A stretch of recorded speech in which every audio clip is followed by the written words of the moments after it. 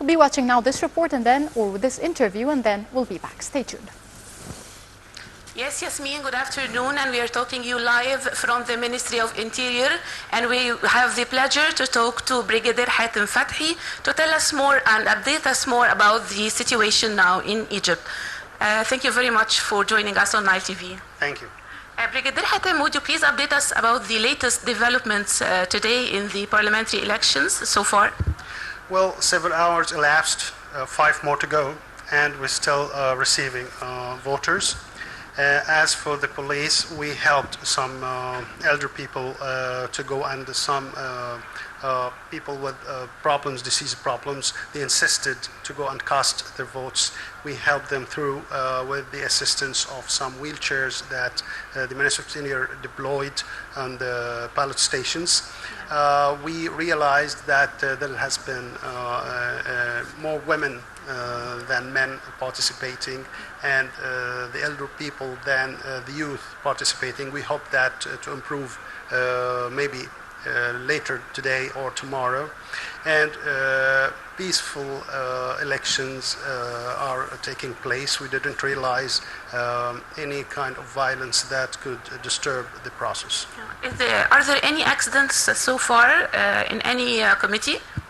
Well, we can't say that there has been real incidents or terrorist incidents, but as we inspect the perimeters of the stations early this morning and before the start of the election process in Al Fayoum, we detected a left behind, and it was examined by the bomb squad when they found that it is only a sound maker, and they diffused that device, and nothing we can report of being damaged or any casualties. Okay, and what about the coordination between the police and the armed forces in the security process?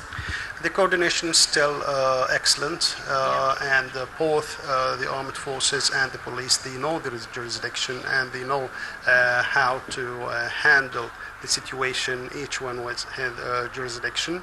And of course there is also a cooperation and coordination between the commanders and the local commanders of the armed forces and the police in each governorate. And tell me about the security measures taken tomorrow as well. It's the same security measures, or we expect more or less? Well, today at the closing time, it's up to the judge, who is the chief of the ballot station.